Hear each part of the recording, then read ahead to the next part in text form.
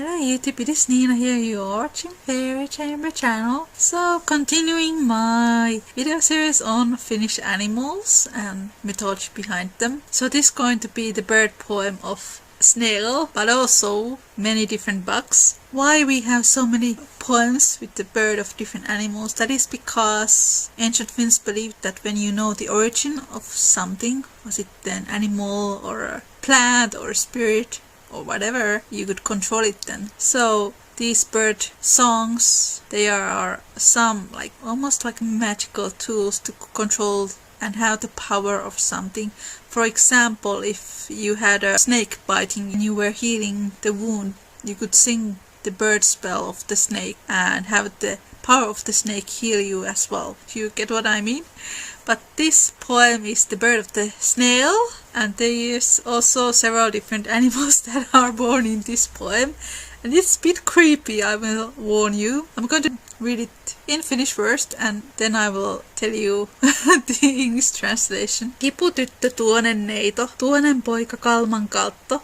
Kiven päällä makasivat kahden kesken kalliolla. Matosia muovattaessa, etanoita saatettaessa, paarmoja pantaessa, laitettaessa lukuisia. Tuli tyttö tiineheksi, vaivainen vaimon olo kantoi kohtua kovoa, voipunut vähäväkinen. Kunnes vatsansa vajeni, siitäpä syet sikesi, siitä syntyivät sykeenet monipäiset maailmalle.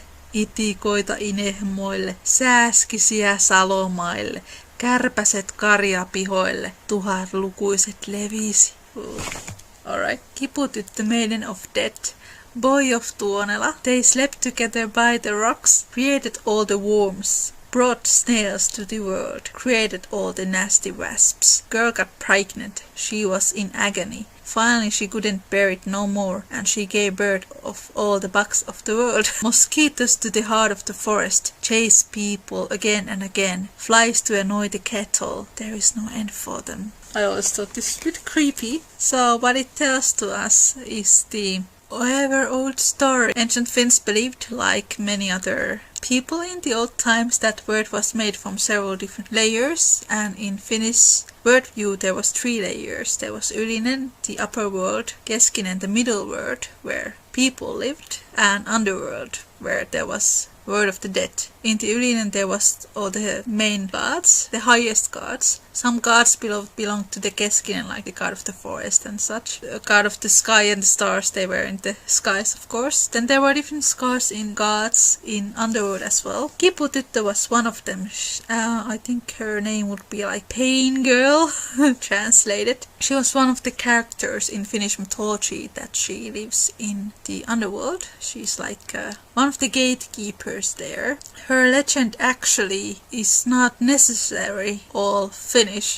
There's also some stories about a woman called Kivutar, that would be Kiputyttö, but only older. A woman who is also a pain woman, but the ancient Finns also used these kind of dolls to represent people they wanted to harm. Voodoo dolls, they are not just related to Haiti. You can find them pretty much all over the world, but of course here they're not called voodoo dolls, they are like Kiputyttö or Kipudoll. She could be like this kind of almost real archetype of this kind of spirit where people would push their pain and would suck them in a way. And then Kivutar, she would be this kind of similar spirit, but she would not suck the pain to herself. They would go to this big cauldron. But why I say she's not entirely Finnish, it's because in the Middle Ages the whole concept of Kiputyttö was pretty much created based on the whole idea of Virgin Mary's suffering, and especially this kind of idea of Virgin Mary's suffering in the Golgotha. This is why Kiputyttö is described to live in underworld, where there is a huge mountain where she is having all the pain to herself. But this is just one way of Catholic Church having Virgin Mary as this kind of suffering character. You know, there's several different types of way to describe Virgin Mary, a Mother of Heavens or Queen of all. Especially in the Middle Ages, this kind of idea of suffering Virgin Mary was quite popular. I read lots and lots of these kind of theories about Kiputyttö coming from that, and it makes sense. And I think this poem, where all the bugs are born from pain, is very Christianized.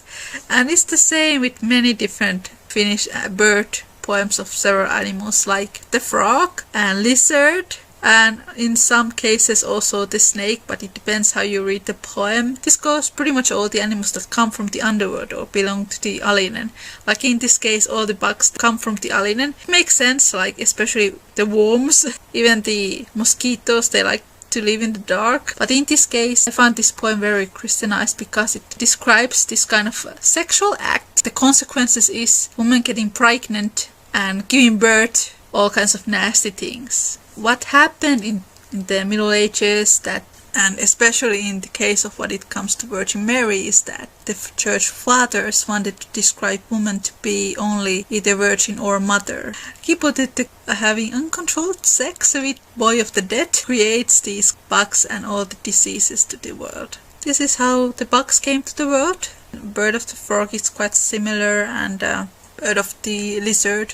The mosquitoes here, they are really small, but they suck your blood. This is the way bugs and snails were born to this world according to Finnish mythology and folklore. Thank you for watching, guys. I see you next time.